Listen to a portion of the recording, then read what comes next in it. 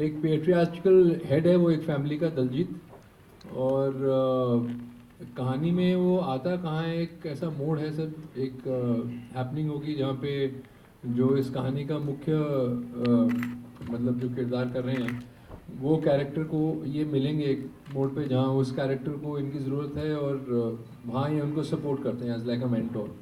और वहाँ से कुछ इनकी और उस कैरेक्टर की जर्नी है, how he takes that person under the wing, और फिर एक मुकाम पे आके वो उनके जो रास्ते हैं अलग अलग हो जाएंगे। वो फिल्म देखने पे आपको पता लगेगा। सर नहीं, सरदार का रोल है, कई बार किया हूँ। और मैं पंजाबी स्पीकिंग हाउस होल्ड से हूँ, पंजाबी हूँ। तो खाली दाढ़ी जो बढ़ाई है वो वही है सर, जो भी किया है, बाकी it was spontaneous whatever I done. Atul ji से सवाल, मैं यहाँ ज्योति वेंकटेश बोल रहा हूँ। आप हर फिल्म में उम्दा किरदार करते हैं, तो धूप चाव हमने अभी तक देखी नहीं, अभी देखेंगे। इसमें आपका रोल इन व्हाट वे बाकी फिल्मों के रोल के से अलावा अलग है? जी, ये थोड़ा मेरी अपनी एक स्कूलिंग है कि लगभग जितनी फिल्में करी हैं फादर का रोल किया है, लेकिन फादर रोल जो होता है वो कैरेक्टर नहीं होता है। फादर तो एक रिलेशन है। अब कैरेक्टर बनता है कैरेक्टरिस्टिक से। तो कभी कभी क्या होता है, एक ही लाइंस होती हैं उसकी कैरेक्टरिस्टिक्स की, कैरेक्टर की, तो उसको थोड़ा अलहदा करना, अलग करना वो एक्टर का काम है। वो हमारी थोड़ा से ढूंढ लेता हूँ, कुछ अलग करता हूँ, इसीलिए आप लोग कहते हैं कि थोड़ा अलग है। तो एक लाइन होते हुए भी, एक साइकी होते हुए भी थोड़ा अलग करने की मैं जद्दोजहद में लगा रहता हूँ, और उसमें शायद कभी कभी सफल हो जाता, बल्कि ज़्यादातर सफल हो जाता। तो इसमें भी यही है कि एक फादर हूँ मैं, समीक्षा जो कैरेक्टर कर रही हूँ उसका फादर हूँ। और उसमें हमारे डायरेक्टर की डिमांड थी कि थोड़ा ह्यूमरस भी हो, तो उसमें थोड़ा से घुमा फिरा के कहीं से कुछ कुछ एक थिन लाइन के जो एक वो होता है खाका, उसके अंदर रह के, लिमिट्स में रह के जितना कर सका किया, तो वो एक अलग हो गया। कैरेक्टर है, बहुत कुछ कंट्रीब्यूट करता है इस कहानी को, क्योंकि एक मेंटोरशिप है, एक जो फाइनली एक कहानी का आप कह सकते हैं कि एक प्रोटैगनिस्ट, अगर इस कहानी का कोई कहें तो जो वो प्रोटैगनिस्ट है और उसका एक मित्र है जो कि एक छुटपन में, कहीं जाके आप जब फिल्म देखेंगे तो आपको पता लगेगा, जहाँ उन्हें दिशा चाहिए तो वो किस किस्म को, जो उसको एक तजर्बा है दिशा का है, जो उसको लगता है सही है, वो आगे वो शेयर करता है। तो पर्सनली मेरे लिए सर यही इम्पोर्टेंट रहता है कि what are you contributing that character in terms of जो स्क्रीन प्ले है उसके दायरे में, क्या वो कंट्रीब्यूट कर रहा है कहानी को, और फिर उसको कैसे दिलचस्प बनाया जाए, कितना इंटरेस्टिंगली आप उसे पेश कर सकें। that's what I look at, not a negative or this is negative character, this is positive, not like that. आती हैं, बट आपको वो फेस करनी होती है और एंड प्रोडक्ट बनाना होता है। हम लोगों ने बहुत मेहनत से बनाई है, और यही बोलना चाहूँगा कि मूवी देखिए आप, बहुत it's like a labour of love for us, that's all. समीक्षा जी, आपके किरदार के बारे में कुछ बताइए। किरदार का नाम है मेघना, और इस फिल्म में सबसे इम्पोर्टेंट मेरे लिए ये है कि मैं first time from the age of 25 to 50 or maybe 55, that is a journey of मेघना, like all the actors जो भी कैरेक्टर्स हैं इसमें, हमारी पूरी एक एज की जर्नी है, सो विच इज़ वेरी ब्यूटीफुल, जो मैंने पहले नहीं किया है। और मेघना एक बहुत ही एक स्वीट लड़की है, और शादी होती है, बहुत सारे रिलेशन, उसने उसके एक फादर के साथ एक बहुत प्यारा सा रिलेशन है, फिर उसकी शादी होती है हस्बैंड के साथ, फैमिली को किस तरीके से बनाने में, या किस तरीके से उसका क्या इम्पोर्टेंस है। तो मेघना is very very important for the film, और बड़े सारे लेयर्स हैं आई वुड से। कई बार वो आपको जब हम एज अ ऑडियंस किसी कैरेक्टर को देखते हैं तो बहुत प्यार भी आता है कि हाँ वेरी पॉजिटिव एंड बहुत अच्छा, बट समटाइम्स किसी मे बी कोई एक पॉइंट पे कि यार ऐसा क्यों कर रही है, यार ऐसा क्यों है, क्योंकि उस वक्त जो वो कैरेक्टर देख पा रहा है वो पूरी फिल्म का नैरेटिव ही चेंज कर देता है. सो मेघना के साथ भी बहुत सारे उतार व चढ़ाव हुए हैं फिल्म के अंदर, एंड या it's a very very beautiful film. Family relations के ऊपर, फैमिली वैल्यूज़ के ऊपर है. सो मुझे ऐसा लगता है कि सब लोगों को बहुत पसंद आएगी. सवाल डायरेक्टर साहब से कि फिल्म फैमिली फिल्म है और इस फिल्म में लाइफ के बहुत सारे आपके शेड्स होते हैं, हैप्पी शेड्स होते हैं, सैड शेड्स होते हैं. लाइफ में भी आप हमेशा देखोगे लाइट एंड एक लाइट का और डार्क का दोनों का इक्वेशन होता है. तो अपने हमारी फिल्म में चूँकि फैमिली इंटरटेनमेंट फिल्म है और इसमें फैमिली के वैल्यूज़ है, फैमिली का सारे किरदार एक दूसरे से जुड़े हुए हैं कि इमोशनल अटैचमेंट है उनका. तो उनके लाइफ में जो शेड्स होते हैं, कभी धूप होता है, कभी छाँव होता है, कभी अच्छे मोमेंट होते हैं, कभी बुरे मोमेंट होते हैं, उसको ध्यान में रखते हुए, उनके इक्वेशन को ध्यान में रखते हुए टाइटल रखा गया है धूप छाँव. कहाँ का शूट किया आपने फिल्म? ये हरियाणा में लगभग गुड़गांव में किया है हमने शूट, फरीदाबाद में किया हुआ है, कुछ दिल्ली के कुछ पार्ट में किया हुआ है. मतलब बेसिकली पूरी फिल्म हरियाणा में की गई है. हरियाणा की फिल्म सिटी में आपने कुछ किया था? नहीं, हरियाणा के फिल्म सिटी में नहीं किया है क्योंकि जो लोकेशंस वगैरह थे फिल्म की वो जहाँ पर सूटेबल लगा वहाँ पर किया हमने.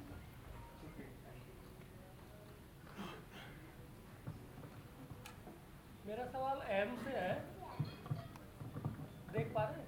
Good evening everyone. First of all ये फिल्म जब आप देखेंगे तो एहसास दिलाएगा कि इस तरह की फिल्में आजकल बहुत कम बनती हैं जहाँ पे बात रिलेशनशिप की हो, जो कि अपने आप में बहुत ही कॉम्प्लेक्स सब्जेक्ट है. तो ये पूरी तरह से फैमिली वैल्यूज़, रिलेशनशिप, उसके अराउंड बात करती है फिल्म. आजकल क्राइम थ्रिलर जॉनरा है, आमतौर पे उस तरह के सब्जेक्ट्स बहुत देखने को मिलते हैं और इस तरह का सब्जेक्ट कहीं छूट सा गया है. तो ये basically essentially family values, relationship, उसमें जो अप्स एंड डाउन्स आते हैं उसके बारे में. इसीलिए टाइटल भी धूप छाँव, एक परिवार के, एक इंसान की लाइफ में जो उतार चढ़ाव आते हैं. तो ये सब्जेक्ट अपने आप में बहुत एक सूदिंग सा सब्जेक्ट है जो वापस जो मैं ये नहीं कहूँगा फिलोसॉफिकल या प्रीची होने की ज़रूरत नहीं, बट फैमिली वैल्यूज़ कहीं ना कहीं हम खो चुके हैं परिस्थितियों की वजह से. हर कोई इधर उधर है, तो एक वापस उसकी तरफ एक याद, प्यारा सा एक प्यारी सी याद दिलाएगी. ये फिल्म के बारे में मुझे इसका ये सब्जेक्ट बहुत अपीलिंग लगा. आपने क्या कैरेक्टर के बारे में पूछा था मुझसे? आपके कैरेक्टर थोड़ा सा मेरा कैरेक्टर बहुत सिंपल प्यारा सा लड़का है. बहुत मैं इसमें लेयर्स या डायनामिक्स नहीं ढूंढ सकता क्योंकि इस कैरेक्टर का जब आप पूरी फिल्म देखेंगे तो सेंस ऑफ लॉस जो एक पूरी कहानी में आता है, जो कॉन्फ्लिक्ट आता है जिसकी वजह से चीज़ें ऊपर से नीचे हो जाती हैं, एकदम उथल पुथल हो जाती हैं, उसके लिए इस किरदार का बहुत प्यारा, बहुत पॉजिटिव, बहुत अच्छा वार्मथ इससे आना ज़रूरी था. तो मेरे लिए वही चैलेंजिंग था कि ये इस कैरेक्टर से बहुत पॉजिटिविटी आए. Happy go lucky, very warm, very pleasant इसका अपील होना चाहिए था. क्यों? क्योंकि जो इसके साथ होता है वो ऑडियंस को और ज़्यादा उससे जोड़ेगी. ये वजह थी, यही मेरा गोल था, अचीव करना चाहता इस रोल के माध्यम से. इसको थैंक यू. काफ़ी अच्छा किया. थैंक यू, शुक्रिया. ये तो आप लोग बताएंगे. होपफुली हम सब का काम आपको पसंद आए. डायरेक्टर हेमंत जी, आपसे सवाल है, इस फिल्म में समाज के लिए क्या संदेश है? समाज के लिए संदेश ये है कि आप अपने परिवार से जो एक जुड़ाव होता है वो, अगर ये फिल्म देखकर आपको कहीं से भी एक जुड़ाव जो आपका थोड़ा कम हो चुका है, अगर ज़्यादा हो जाता है या जुड़ाव का फील भी आ जाता है कि फैमिली से जुड़ कर रहना चाहिए. और असली जो आपके ज़िंदगी का मकसद होता है, एक बॉन्डिंग होती है पूरी फैमिली की. आप लाइफ में कुछ भी अचीव कर ले रहे हो, कुछ भी सक्सेस पा रहे हो, जैसे इस फिल्म में भी आपको देखने को मिलेगा कि आपने अचीवमेंट तो किया सब कुछ, लेकिन अगर परिवार साथ में होता है तो उस अचीवमेंट के मायने बढ़ जाते हैं. तो हमारी कोशिश ये है कि फिल्म में विजुअली हम कुछ लोगों के अंदर ये देखने के बाद थोड़ी अगर इच्छा जाग जाती है कि यार फैमिली जो है सच में रहना साथ में बहुत ही ज़रूरी है. तो हमारा थोड़ा सा जो कोशिश है वो लगे कहीं ना कहीं थोड़ा सा अचीव किया है. एक और सवाल है कि आजकल मराठी फिल्म भी बॉलीवुड को बहुत कंपटीशन दे रही है, ऐसे में मतलब बॉलीवुड का क्या क्या भविष्य है?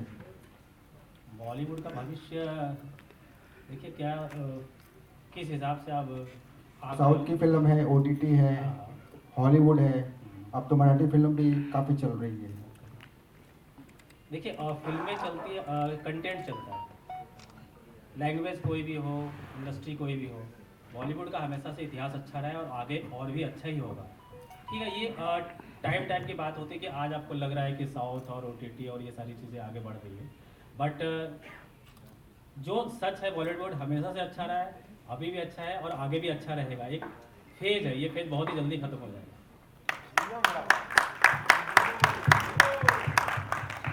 या हेमंत जी, हाँ या स्ट्रेट हाँ अभी नॉर्मली इट इज सीन, अभी आजकल अगर हम देखते हैं तो अगर जो बड़ी बजट की फिल्में हैं इनके लिए स्क्रीन का तो प्रॉब्लम नहीं है, बट स्क्रीन मिलना मीडियम बजट की फिल्मों के लिए या अपने धूप छाँव को भी ले लें तो बहुत प्रॉब्लम है। अभी क्या स्टेटस है अपना ऑल इंडिया ऑल ओवर, कितनी स्क्रीन्स पे जा रहे हैं? देखिए प्रॉब्लम्स मानने वाली बात होती है। अगर आप एक ज़िद की चीज़ होती है, अगर आपके अंदर ज़िद है कि मुझे करना है और ये चीज़ों को अचीव करना है तो कहीं ना कहीं से आपको सपोर्ट सिस्टम तैयार हो जाएगा हर तरफ। जहाँ तक आपको ऐसा लग रहा है कि स्क्रीन मिलना बहुत टफ है, लेकिन क्या ऐसा भी नहीं कि बिल्कुल टफ है कि आपको मिल ही नहीं सकता है, बट आपका एक मोटो क्लियर होना चाहिए कि मुझे जो है स्क्रीन पर ही काम करना है और हमारा जो भी कोशिश, हम जो भी फिल्म बना रहे हैं स्क्रीन पर लाना है। और इससे ये पॉजिटिव थॉट लेकर जब आप चलते हो तो वो चीज़ें आगे एक्टिवेट होती है।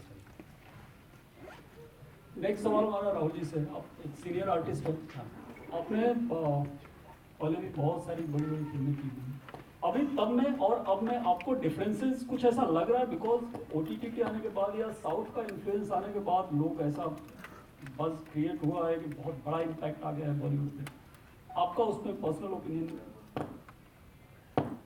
मैं आपको एक प्रैक्टिकल चीज़ बोलता हूँ, पता नहीं लोग गौर नहीं कर रहे इस बात को। लोग कहते हैं कि साउथ का भी, साउथ सर हमेशा से ही था। मतलब कितनी रीमेक्स हुई हैं, अनिल कपूर जी ने बेटा जो की थी वो जो साउथ रीमेक, मतलब मैं किसी और दौर की बात करूँ तो मैं मूवीज़ में भी नहीं था। तो आई थिंक एक तो हमें ये समझना चाहिए कि साउथ ऐसा नहीं है कि आज ही बन गया है या आज ही, वो हमेशा से अच्छा कंटेंट बनाता था और अब भी बना रहा है। और हिंदी फिल्मों में भी तब भी अच्छा कंटेंट होता था और अब भी अच्छा कंटेंट होता है। यहाँ तक कि आप बोल रहे हैं कि बदलाव, डेफिनेटली एक बदलाव है। एक पहले you would say a hero driven film would work, अभी थोड़ा बिकॉज एक्सपोजर ज़्यादा है। अभी आप देखिए वर्ल्ड में भी तो एक चेंज आया है। अभी पहले मतलब मुझे याद है जब मैंने शुरुआत की थी तो नेगेटिव पे काम करते थे। 2000 दिसंबर 22 को मेरी पहली फिल्म आई थी और 135 फिल्मों का उसके बाद हिस्सा, ये 136वीं फिल्म है जिसमें मैं काम कर रहा हूँ। तो उस दौरान मैं देख रहा हूँ कि अभी पहले हम नेगेटिव में करते थे काम, रिहर्सल ज़्यादा होते थे, वो जब कर साउंड भी आता था कैमरा का, एक नर्वस एनर्जी लेके आता था वो साउंड एक्टर के अंदर, एटलीस्ट मेरे अंदर। और अभी वो साउंड आता नहीं है, डिजिटल हो गया सारा कुछ, ईजियर हो गया है। टेक्स आप मांग सकते हैं 5, 6, 8 भी मांग सकते हैं अगर आप कहीं आपको लगे कि कुछ और बेटर करना चाहते हैं, कुछ करना चाहते हैं। अभी उतना गिल्ट नहीं होता, उसको पहले एक्सपोज करके उसका पॉजिटिव बनता था, फिर उसको भेजा जाता था। तो मोर लेबोरियस, कैमरा बॉडी छोटी हो गई हैं, exposure, the world has become smaller. अभी आप देखिए गूगल आया, डिजिटल बहुत प्रोमिनेंस ले गया और OTT की वजह से डेफिनेटली आपको ये भी हो गया कि भाई क्योंकि अलग अलग चैनल्स हैं, you got to watch you know कि बाहर अक्रॉस क्या हो रहा है। पहले भी देखने को मिलता था, मगर अगर कोई इस कार्य से जुड़ा हुआ है वही इंसान देख रहा है। अभी क्या हो रहा है कि आम लोग भी देख पा रहे हैं, स्पेनिश फिल्म देख पा रहे हैं, चाइनीज़ फिल्में देख पा रहे हैं, यूरोपियन सिनेमा देख पा रहे हैं आम लोग। मतलब पहले ये होता था कि यार it was a privileged few, और या कोई इसका स्टूडेंट है सिनेमा का, कोई एक्टर है तैयारी कर रहा है, या डायरेक्टर्स हैं या हमारे लेखक हैं। तो it's a different world all together today. अभी कहानी आप देखिए, वो स्पर्म डोनिंग फिल्म 6-7 साल पहले, मेरे ख्याल से, मुझे एग्जैक्ट आंकड़ा नहीं मालूम, so don't hold me to exactly, that is the release of Vicky Donor. But if you see of late films like that और films like with smaller star cast have worked. अभी स्त्री को ले लीजिए या कोई भी फिल्म अभी ऑफ लेट आप देखेंगे ना, जो कहानी है ना जिस पे हमेशा से काम होना चाहिए था और पहले भी होता था, अभी थोड़ा ये है कि थैंकफुली जो ऑडियंस है वो उसको महत्व देने लग गई। पहले ऐसा सोचता था कि यार चलो देखते हैं एक फिल्म को, क्योंकि यार इसके अंदर फलां फलां आदमी थे।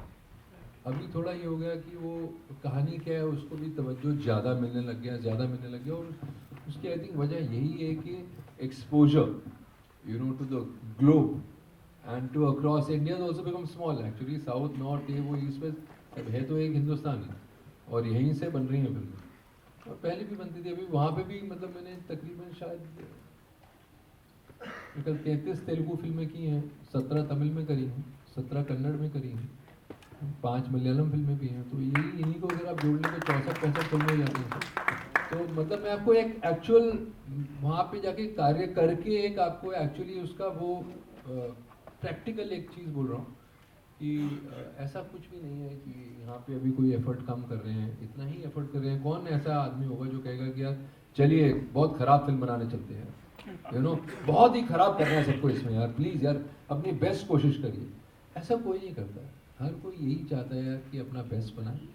कई बार वो ईश्वर जुड़ जाते हैं किसी चीज़ के साथ, तो कुछ ऐसा हो जाता है सर्कमस्टांस की वो चीज़ ऐसी यूनिक बन जाती है कि, और कई बार कई वजहों से समझ ले लीजिए या कोई भी वजह हो, मोस्टली स्टोरी आई थिंक, फिर डेप्थ उसमें क्या है, कहानी को किस तरह से वो दर्शाना चाह रहे हैं, कितना सोचा है उसके बारे में, क्या लैंग्वेज भूली गई है, उन सब चीज़ों को छोटी छोटी चीज़ वो सारा इकट्ठा होके एक बड़ी चीज़ बन जाती है।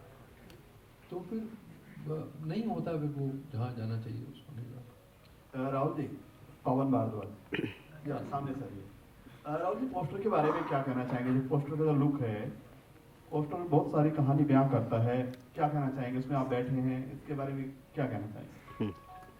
सर जैसे मुझे कहा गया मैं करता क्या सर, ये तो पोस्टर डिज़ाइन करने वाले या डायरेक्टर्स, हमारा तो काम है कि जैसे उसने कहा कि भाई उड़ जा, उड़ गए सर, बैठ जाओ तो बैठ गए सर। ये बता इनपुट देते हैं सर, काफ़ी डिटेलिंग काम करते हैं। मैंने सर ये कि यही दिया है इसमें कि सरदार जी हैं, तो मुझे बड़ा अटपटा लगता है सर स्क्रीन पे जब मैं सरदारों को देखता हूँ, एक कैरिकेचर वे में ना हम उनसे प्रेजेंट करते हैं, ओ बल्ले बल्ले हो, मतलब ऐसा लगता है कि यार खाली चुटकुला ही सुना सकता है क्या ये सरदार। मतलब जैसे एक कैरिकेचर सीख होता है ना हमारी फिल्मों का, एक या डॉक्टर होता है एक स्टेथोस्कोप लेके आता है, मैंने दवाइयाँ लिख दी हैं और ये दे दीजिए, परसों मैं दोबारा आ जाऊँगा, एक कैरिकेचर टाइप एक लिखा जाता था सर हमारे यहाँ पे ना। अभी इसमें क्या किया है कि एटलीस्ट वो जो हिंदी में, और हमारे कई बार झगड़े भी होते थे, ये चाहते थे मैं हिंदी में ज़्यादा बोलूँ, मुझे लगता था यार इतनी पूरी पटियाला स्टाइल उसने पगड़ी पहनी हुई है, हिंदी में बोलता हुआ मुझे ही नहीं अच्छा लग रहा सरदार जी, मैं दिल्ली से हूँ, पंजाबी हूँ, तो मुझे बड़ा अजीब लगता है जब, ऐसा नहीं कि हिंदी बुरी है, बहुत अच्छी है, मगर अब आमतौर पे नेचुरल लाइफ में ऑब्जर्व करेंगे तो सरदार पंजाबी बोलता है सर, और कोई इतनी कड़ी पंजाबी नहीं है उसकी कि जो समझ में नहीं आ रही। हमारे अभी तो फिल्मों के गाने भी पंजाबी में हैं, तो बहुत सारी लाइनें मैंने चेंज करी हैं उसके लिए, मतलब पंजाबी बोलने की कोशिश की है, कहीं कहीं सर बीच में टोक लगा देते थे, तो हुक्म इनका असर होगा। दिल्ली में इतनी पंजाबी बोली जाती है राहुल जी, और ये चीज़ें बिल्कुल कॉमन है, कितना कंफर्टेबल थे आप इसमें? जैसे मैंने बताया ना मेरे माँ बाप दोनों पंजाबी हैं, हम लोग पंजाबी हैं, मतलब मैं पंजाबी हूँ सर, तो मेरे लिए बहुत सरल है सर पंजाबी। उनकी यूएसपी एक लाइन में अगर बताना चाहूँ कि इस फिल्म को आप पूरी फैमिली के साथ बैठकर देख सकते हैं। आमतौर पर जो फिल्में होती है, बहुत सारी फिल्में होती है जिसको कि आप बच्चे से लेकर अपने से बड़ों के साथ नहीं देख सकते हो, लेकिन ये फिल्म ऐसी है जिसको कि आप बच्चों से लेकर बड़ों के साथ बैठकर एक साथ पूरी फैमिली बैठकर देख सकते हो। This is the USP of this film. और दूसरी यूएसपी इस फिल्म के म्यूज़िक है। अगर आप इसके गाने से, हमने बहुत ध्यान रखा है कि जो गाना है वो जब भी आप सुनो तो आपको गुनगुनाने का मन करे, और हमारी कोशिश भी ऐसी हुई है कि अभी आप गाना सुनोगे भी फिल्म में, और कोशिश कितनी कामयाब हो रही है वो आप डिसाइड करोगे, बट हमने यही कोशिश रखा है। राहुल जी के साथ कैसी केमिस्ट्री है आपकी? बहुत अच्छी है सर के साथ। सर बहुत झगड़े हुए हमारे झगड़े हुए हैं, बट वो क्रिएटिवली झगड़े हो गए हैं, बट झगड़े सिर्फ के काम को कैसे अच्छा किया जाए इसके लिए हुआ है, कभी भी ऐसा बाकी कुछ नहीं है। सर काफ़ी डिटेलिंग काम करते हैं, और हमने जब भी डिस्कस किया कुछ भी, तो एक डे वन से जब मैं इनको मिला और इनको स्क्रिप्ट बताई और इनका तो बताया, तो ये मुझे बहुत आश्चर्य लगी, इन्होंने पहले पूरी फिल्म पढ़ा, पूरी स्क्रिप्ट पढ़ा, और जब मैं दोबारा मिलने गया तो इन्होंने पूरा एग्जैक्ट वो सारी चीज़ें बताई जो पूरी स्क्रिप्ट में थी और इनको याद था सब कुछ। तो काफ़ी उसी दैट टाइम मैंने डिसाइड किया कि इतनी डिटेलिंग, मतलब अगर एक इंसान के पास एक स्क्रिप्ट जाकर आगे गए तो बस काम कर और अच्छा ही होगा, और ऐसा ही हुआ, अच्छा ही हुआ। और काफ़ी डिटेल्ड वर्क किया, और वो डिटेलिंग वर्क आपको दिखेगा भी। भले काम छोटा बड़ा कुछ नहीं होता, लेकिन काम कितना डिटेल वे में किया गया उसकी वैल्यू होती है। तो सर के साथ काम करके कुछ ये सीखने को भी मिला, इनका पूरा जो एक अपना तजुर्बा है और इन्होंने काम करने का जो इनका एक वो है कि डिटेलिंग में करना है काम, तो अच्छा लगा, काफ़ी अच्छा ही लगा। राहुल जी, अगर फिटनेस की बात करें, एक ही लुक में हम देखते आ रहे हैं आपको, मतलब जैसे अनिल कपूर के बारे में कहते हैं कि भाई क्या करें फिटनेस के बारे में, आपके शुरू से अभी तक यही बिल्कुल ऐसे ही दिखाई देते हैं, पहली फिल्म से लेकर अभी तक अगर बात करें तो। राहुल, क्या है फिटनेस मंत्र आपका? सर आपने नोट नहीं किया, बहुत सफेदी आ चुकी है। नहीं सर, सफेदी तो आजकल लोग जानबूझकर भी लगा लेते हैं। नहीं सर, मैंने ऐसा कुछ दिल से सफेदी मैंने नहीं लगाई कभी लाइफ में, मगर ये है कि सर हमने जरूर काले किए। आपने काले किए? नहीं, हमने आपके काले किए। आप कलर नहीं, फिल्म में फ्लैशबैक में ना, फ्लैशबैक आप कलर नहीं लगाते मानते हैं हम, लेकिन फिटनेस की जो बात लगाया ना, वो फ्लैशबैक में मैंने बड़ा जोर के मेरे पड़ी सर इनसे, तो वो काला वो भी लगाया था, काला भी किया है दाढ़ी को इनके लिए। बट ये है कि सर मुझे ऐसा सिंसियरली लगता है कि इट्स रेयर मिरेकल जो एक टैंजिबल, आप किसी बच्चे को, अगर कोई यहाँ पे पेरेंट्स हैं, जैसे मेरा एक बेटा है, तो उस वक्त लगता है कि जब वो आने वाले हैं यहाँ संसार में प्रवेश हो रहे हैं, तो I can not explain the feeling, ऐसा लगता है कि यार सब ठीक ही हो जाए, और पता नहीं एक ऐसी कॉन्स्पिरेसी माइंड में चल रही होती है कि कहीं कुछ गड़बड़ तो नहीं हो जाएगी, जबकि सब कुछ पता है, ठीक है, doctors are there, everything is going to be taken care of, God willingly everything.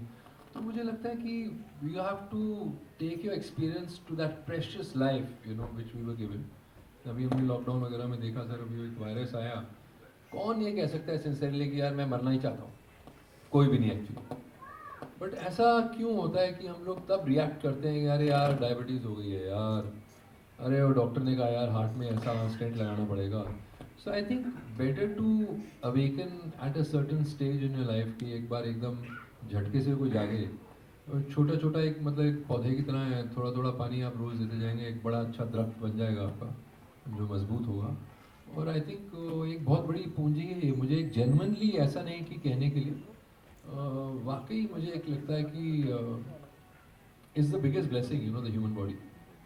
इतना एक रेयर आशीर्वाद है ये कि जब हमें लगता है हमारे पांचों सेंसेस हैं, हमको ग्रांटेड लेते हैं। कभी आप किसी ब्लाइंड को मिलें या कहीं ऐसे स्कूल में जाएं, म्यूट स्कूल में, एक सोचिए कि एक ऑन अ डेली बेसिस किसी की भगवान ना करे एक्सीडेंट हो, एक आध लात कम है, एक दो उंगली कम है, वो एक बहुत ही मतलब इनकम्प्लीट सी फीलिंग देता होगा, मुझे ऐसा लगता है एक डीप इनसिक्योरिटी देता है मुझे कोई, if I am not well या एंड समहाउ। और हर किसी का ये टैंजिबल एक्सपीरियंस रहा होगा, कभी छोटा मोटा बुखार भी हो जाता है तो जब पूरा कंप्लीट नहीं फील करता आदमी उस दिन, तो एक आई कांट एक्सप्लेन क्या रहता है, मगर कुछ कंप्लीट नहीं होता उसमें, उस time you don't feel complete. तो आई थिंक हर किसी का यार काम ही होना चाहिए कि to take good care of themselves, उतना ही। Okay, okay, last question. This is the last question. After that, we will watch the movie, and then